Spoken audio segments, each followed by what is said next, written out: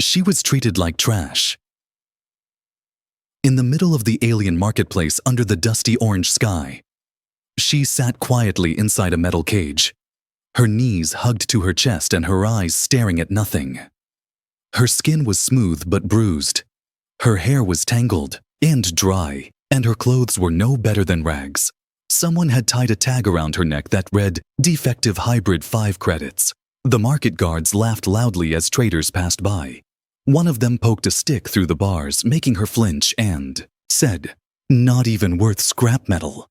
We should have dumped her in the junkyard." Every time someone came close, she looked up with a tiny spark of hope, but they all turned away. One alien woman wrinkled her nose and said, "Disgusting, the child stinks." Hours passed, the heat rose, and still no one cared. Then a shadow fell over her cage. It was not large like the alien beasts or tall like the market vendors. It was simple, silent human. He wore a black jacket, dusty boots, and a backpack that had seen better days. His eyes were hidden behind cracked glasses, and his hands were calloused like he worked with machines. He did not speak right away. He only knelt down in front of the cage and looked at her while the guards leaned back laughing again. "Come on, human. You really want that junk? 5 credits and it's all yours. We'll even throw in the cage." He didn't answer them. Instead, he looked at her eyes. Really looked not like the others, who glanced and judged, but like someone searching for something inside her soul.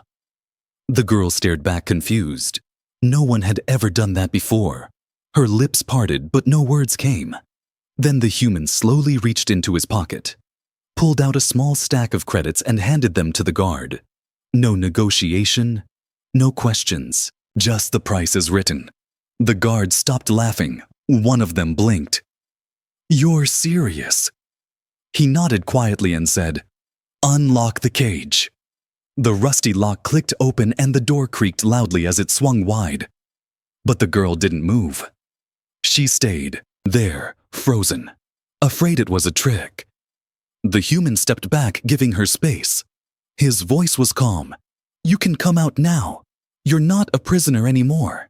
She crawled out slowly, expecting to be grabbed again, but he simply watched without touching her. She stood wobbly on weak legs and looked up at him, her lips trembling. Why, the guards asked him. But he didn't answer, just turned and began walking away from the market. She followed, unsure if she was supposed to, but her body moved on its own, drawn by something strange in him, something warm. The other traders watched in silence. One of them whispered to another, "Did you see that? A human bought her like she was precious." As they moved away from the crowd, the noises of the market faded. The girl finally spoke, her voice dry and quiet. "Why?" The human didn't stop walking but answered, "Because I could." She didn't understand that made no sense to her. People don't help because they can. People look away because it's easier. She'd seen that her whole life. They reached an old metal cart parked at the edge of the road. He handed her a piece of dried bread and a bottle of water. She stared at it before slowly taking it, as if it might disappear.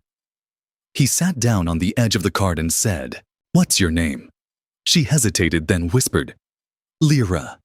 He nodded. "I'm Jace."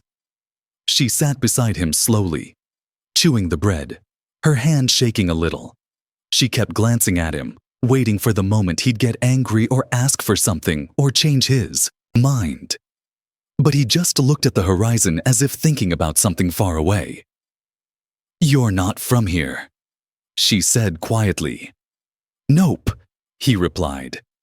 "Just passing through."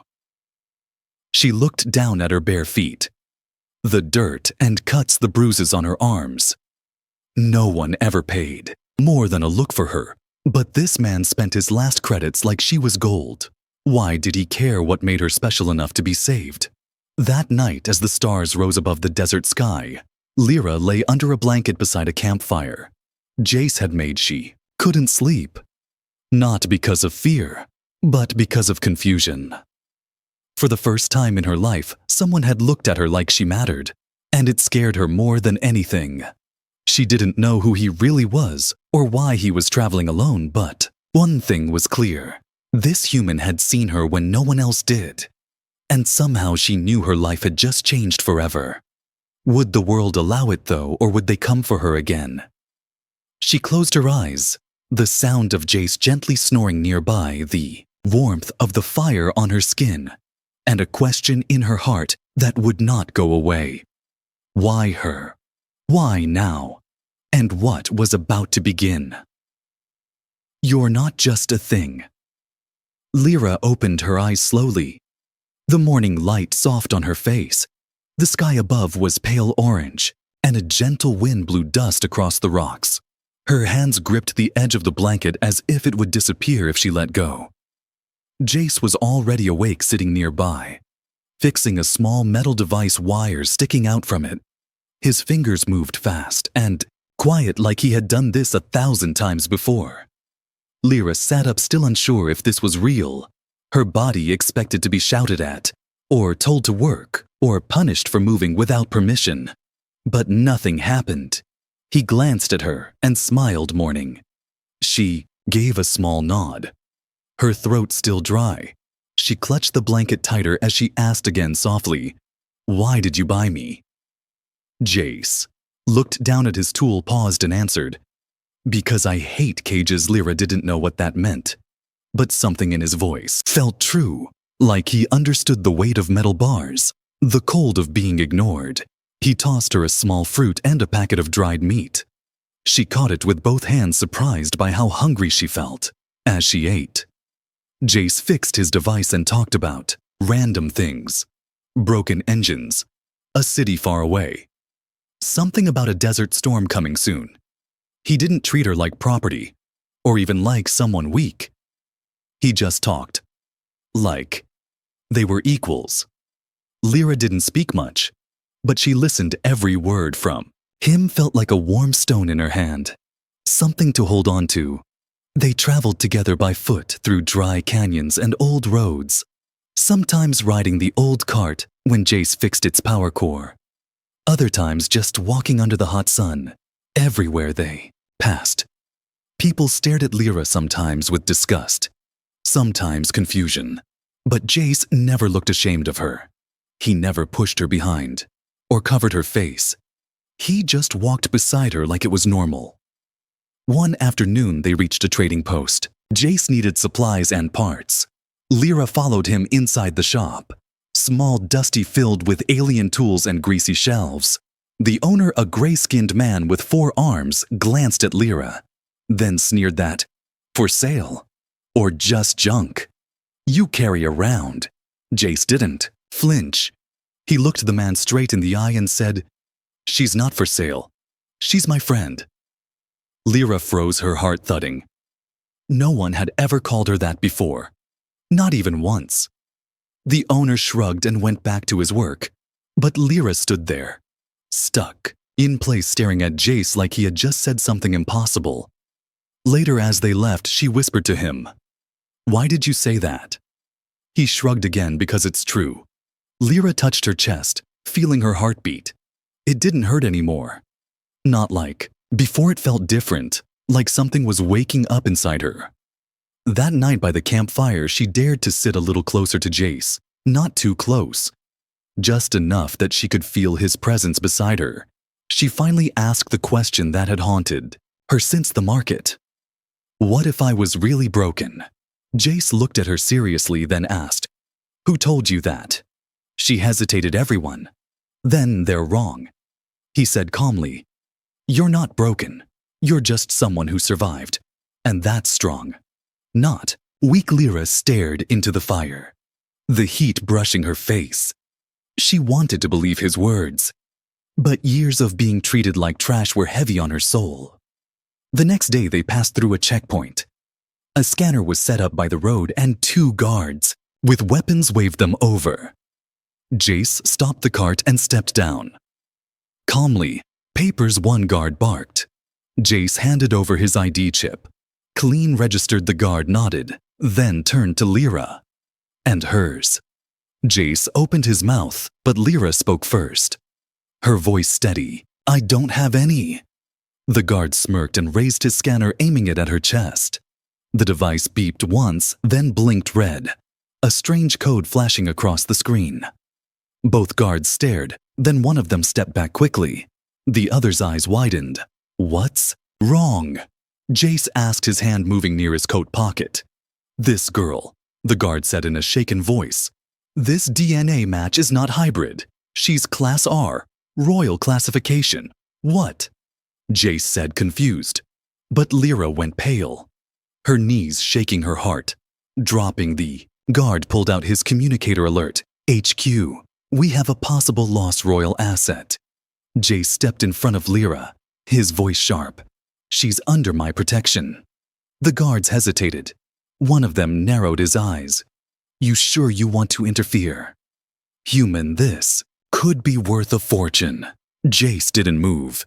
He stood like a stone. "If you want her, you'll have to go through me." For a moment, no one breathed. The wind carried dust across the road. The scanner still blinked. Red. Finally, the guards grumbled something about verification and backed off, waving them through. "We'll check it later. Don't go far." As the cart rolled away, Lyra sat silent, her mind spinning royal. What did that mean? She looked at Jace, whose jaw was tight, whose hands were still ready to draw a weapon if needed. "You really would fight for me?" she whispered. Jace looked at her and answered always. And that night, as she lay in the cart under the stars, she knew something else. He didn't buy her out of pity. He bought her because he saw what no one else did. And maybe she wasn't trash after all. The bioscanner truth. The wind howled over the dunes as the cart moved forward slowly, its engine buzzing with a low hum. Lyra sat in the back, wrapped in a worn blanket, her eyes staring at the clouds forming in the distance.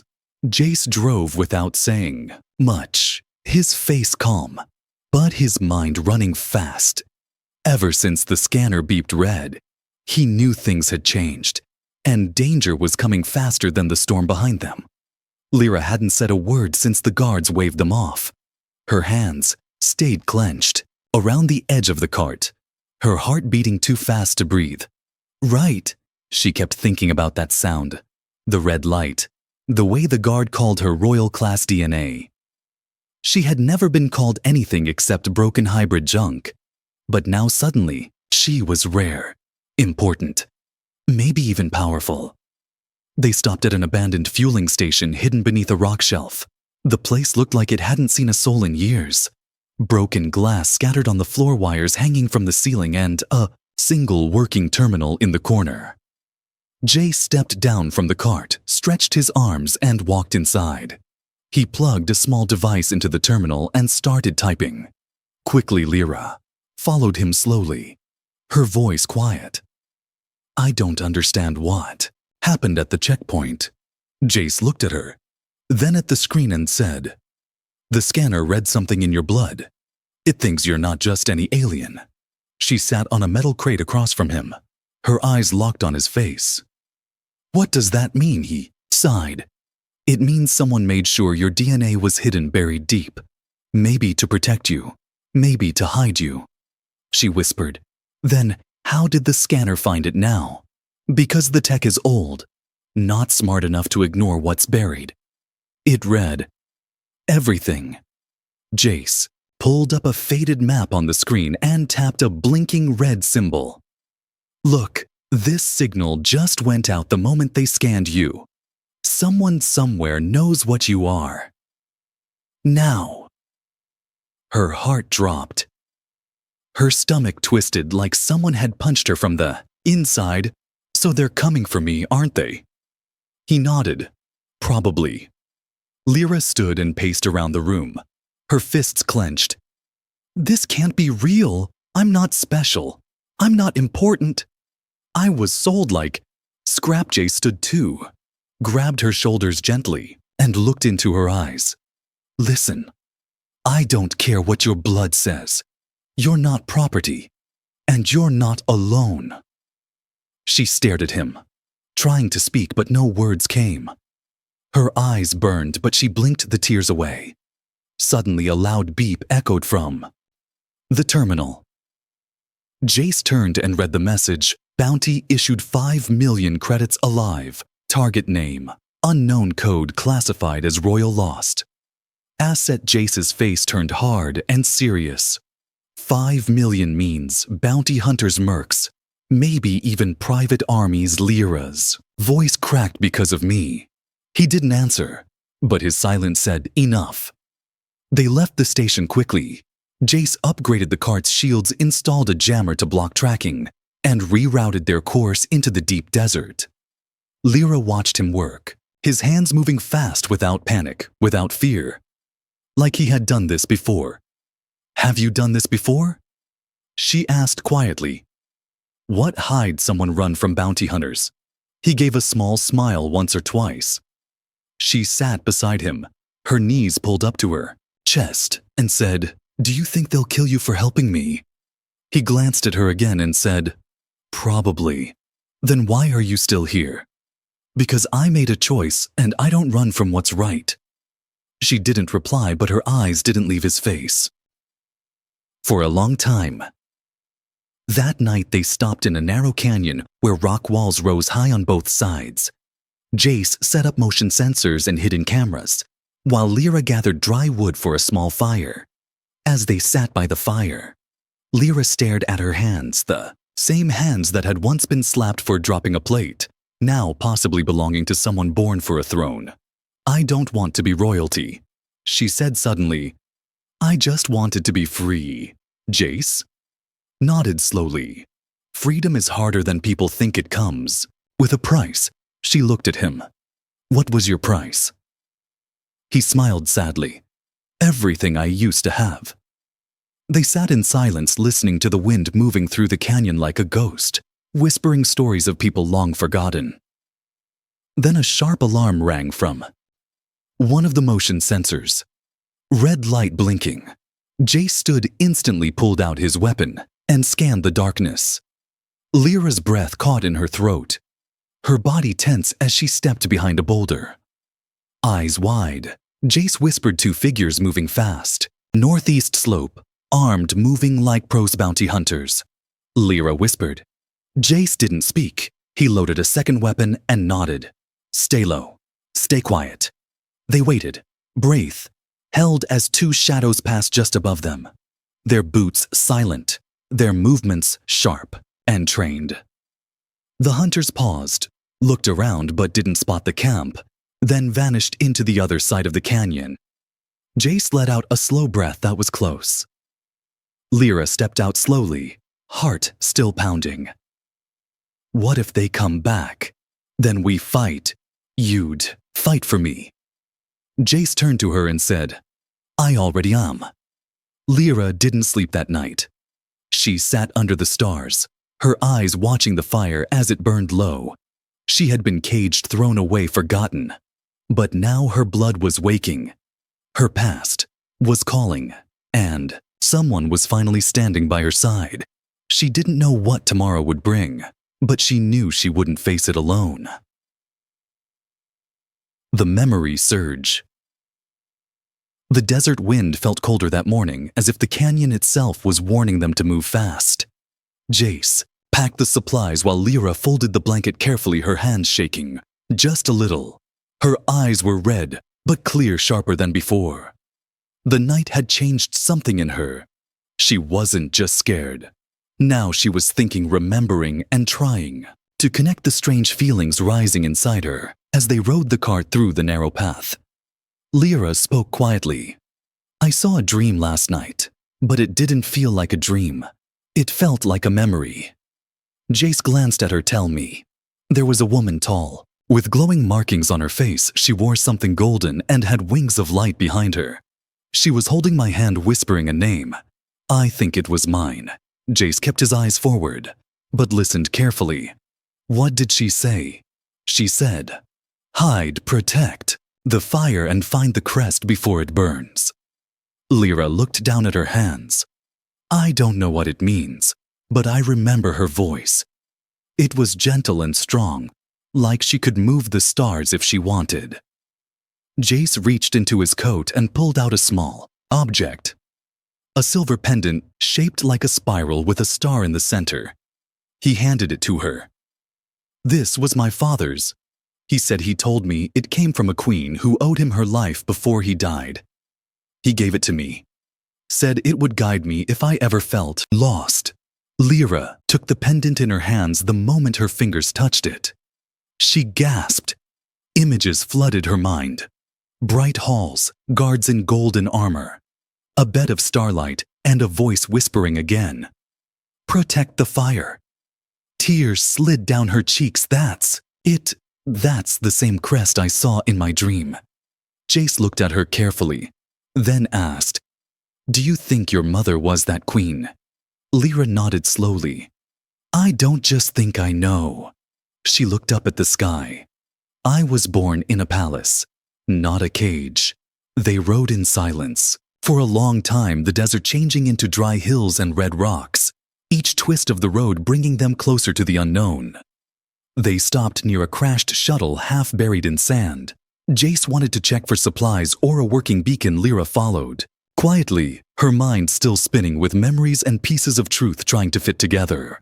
Inside the shuttle, she walked past broken chairs and cracked screens. Something about the place felt familiar. Her fingers brushed the wall, and a voice echoed. In her mind, "Run, little flame, don't look back." She froze, turned slowly and saw a symbol burned into the wall. The same crest from the pendant drawn with fire. Jace stepped beside her. "You okay?" "This ship," she whispered. "This is where I was taken from. Remember the sound of engines, the explosion, the screaming." "My mother pushing me into a pod." Jace looked around the old ship, then placed a hand on her shoulder. "They tried to erase you, but they failed." Suddenly a noise from outside, footsteps not heavy, like guards, but fast and light, bounty hunters again. Maybe the same ones, maybe more. Jace pulled her into a hidden compartment just in time. Two figures entered, scanning the shuttle with green lights, their voices low. "No sign of her here." One said, "Keep searching. The Empire wants the girl alive." But broken Lyra's heart beat like a drum, her breath shallow. She could feel Jace's calm even now, even in danger after what felt like hours. The hunters left. Jace stepped out first, checking every corner, then waved her forward. Lyra stepped into the open again this time, not with fear, but with fire. "They won't stop, will they?" she said. "No," Jace answered, "but neither will we." They left the crash site, moving deeper into wild lands where machines didn't work right, and maps became useless.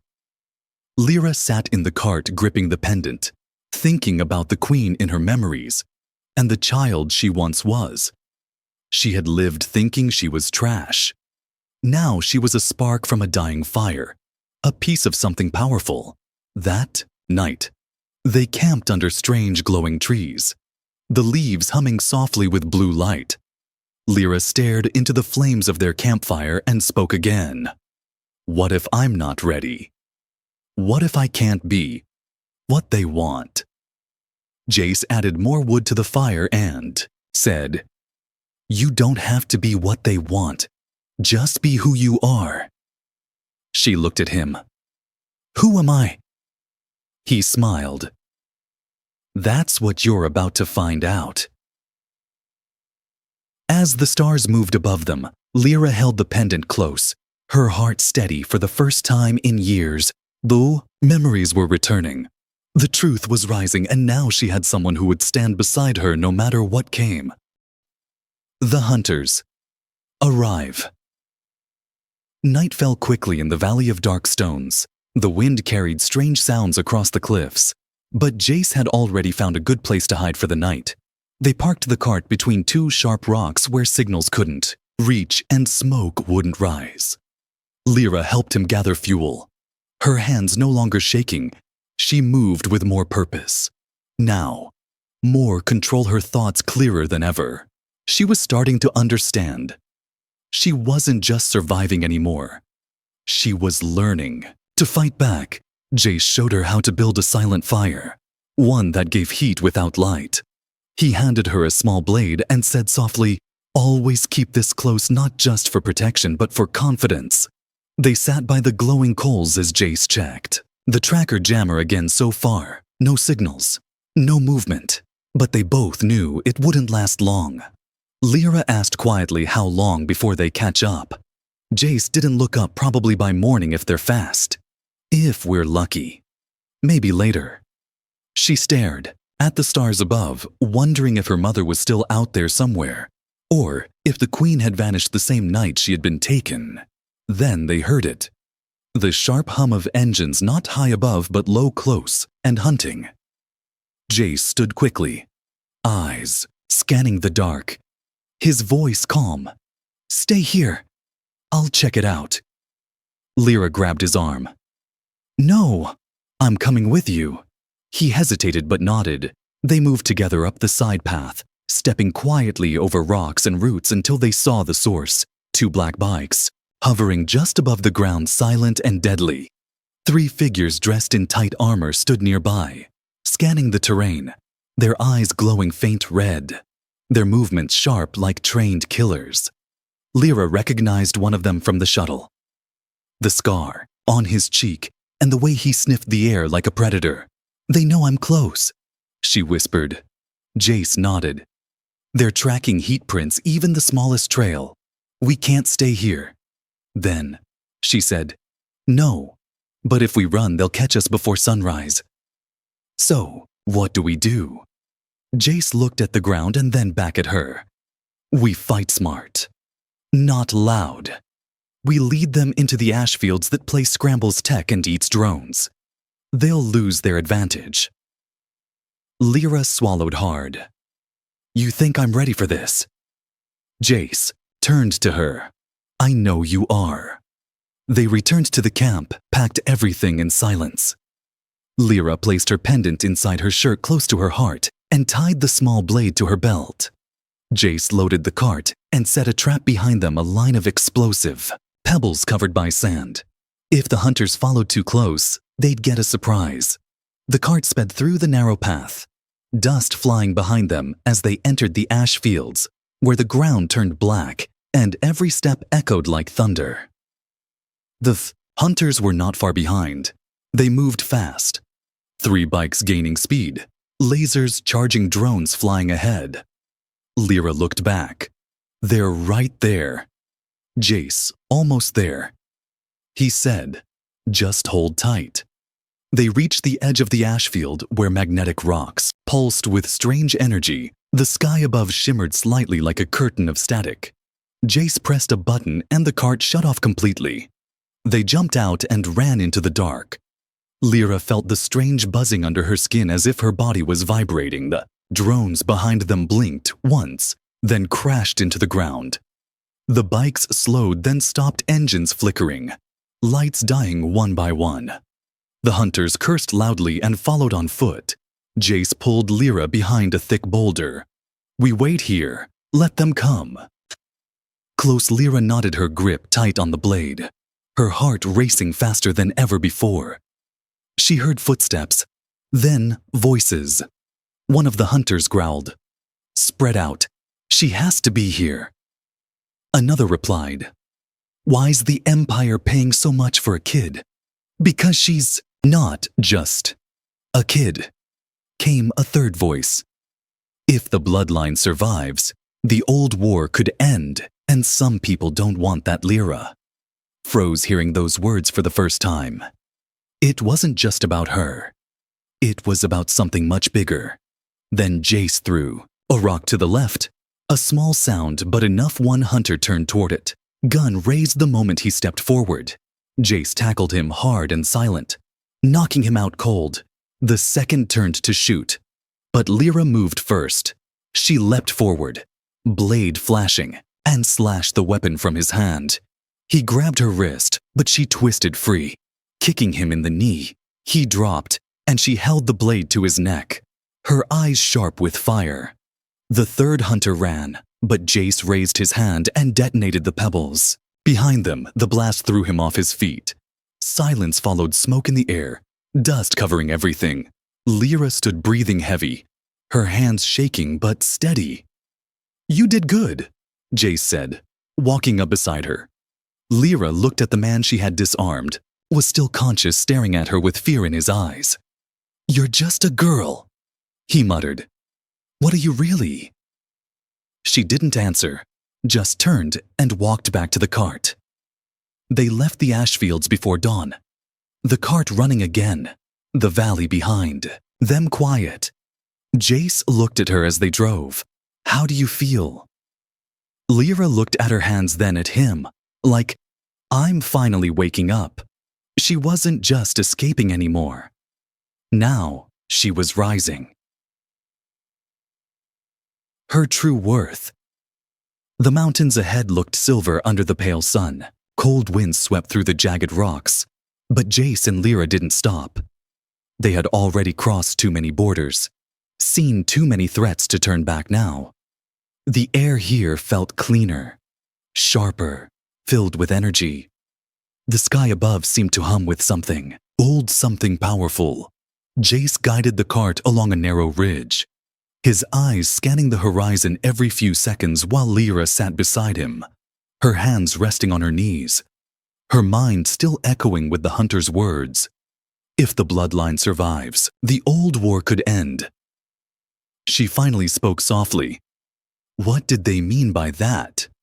Jace didn't look at her, but his voice was calm and firm years ago, before Earth made contact. There were alien empires always fighting, always trying to control planets. One royal family tried to stop it by creating peace. But that family vanished when a traitor turned against them. Lyra's heart pounded. You think that family was mine? I don't think I know it, Jace replied. They're still scared of what your name means. That's why they want to erase it. Forever. Lyra looked out at the mountains. If I'm really part of something so big, why do I feel so small? Because the galaxy taught you to feel worthless, he said. But I see the truth in you, and others will too. Later, that day they reached a hidden settlement carved into the side of a mountain. It didn't show on maps and couldn't be scanned from the sky. Old tech shielded it. The people inside were not rich, but they were strong and quiet, loyal to something forgotten. As soon as Lyra stepped off the cart, a silence spread across the crowd. Aliens of all shapes and colors stopped and stared. Some whispered, others bowed slightly.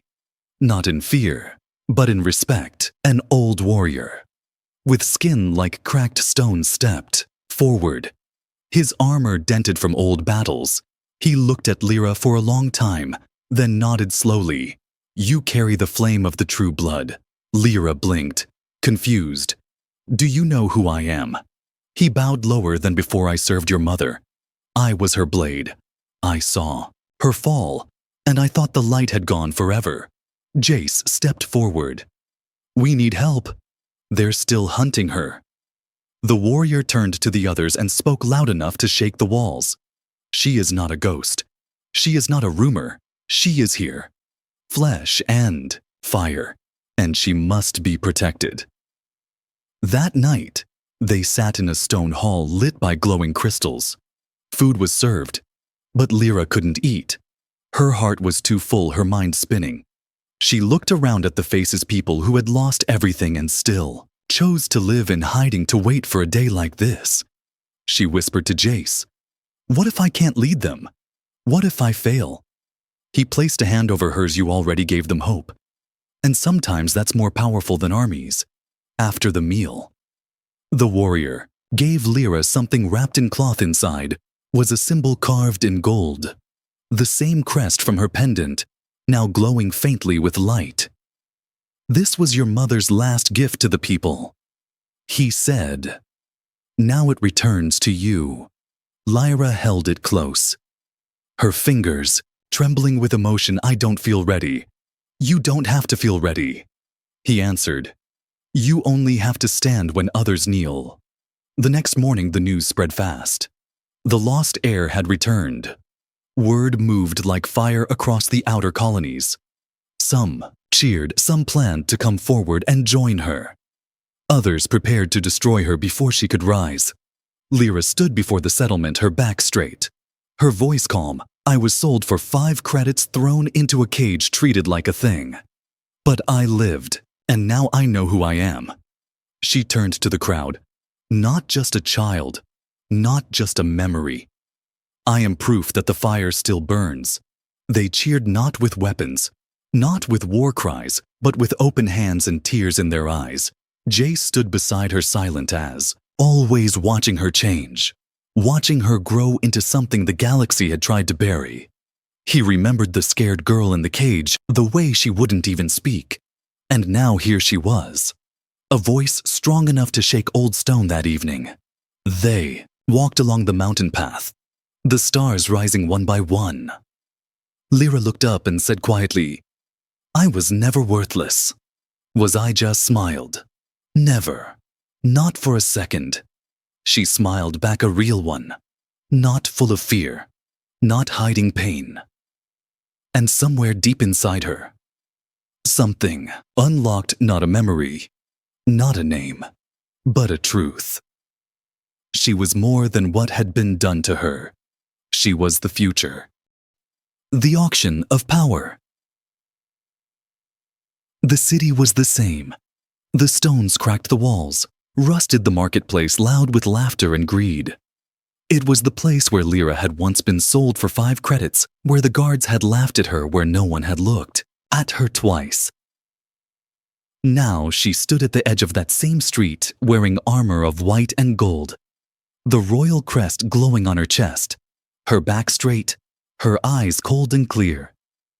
Beside her stood Jace, still in his dusty jacket, one hand resting near his belt, watching everything as if danger could come from anywhere. Behind them marched a group of warriors from the hidden mountain, their faces painted with fire lines, their weapons sheathed but ready. They did not shout or threaten. They simply walked, with her calm and proud. The market grew quiet. The guards who once laughed stepped back. One of them dropped his weapon by accident. It clanged against the stone and echoed through the square. Someone whispered, "That's her. That's the girl from the auction." Another voice replied, "She's not a girl anymore. She's royalty." Lyra walked straight to the center of the square, where slaves were still lined in cages, beaten, bruised. Silent, some not older than 10. She looked at the trader who ran the sale. He was the same one who sold her years ago. His skin pale now, sweat on his forehead. He stammered, "Your Highness, I didn't know. I had no idea." Lyra raised her hand not to strike, but to silence. She turned to the crowd, her voice clear enough to shake the air. "I was sold here like a broken tool. 5 credits, that's what I was worth to you. But a man with nothing gave everything to see me free.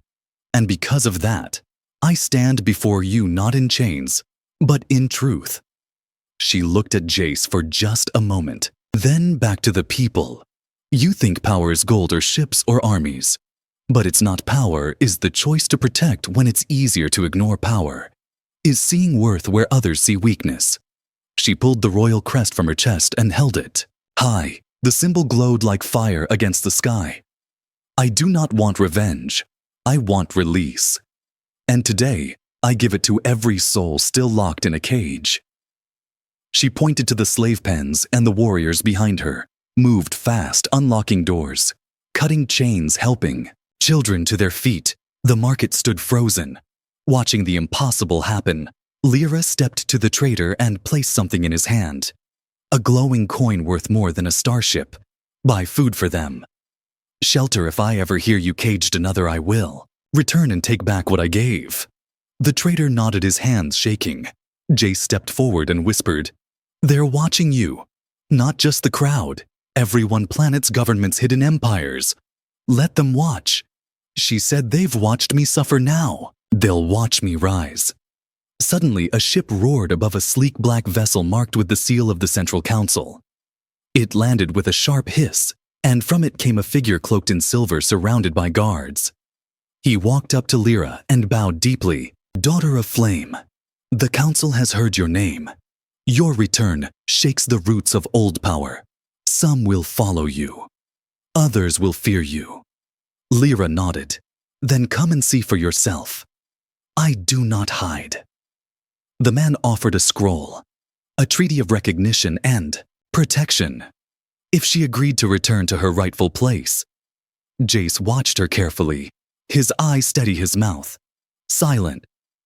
Lyra looked at the scroll, then looked around at the marketplace, the people, the poor, the children who now clung to their mothers, outside the cages. She tore the scroll in half.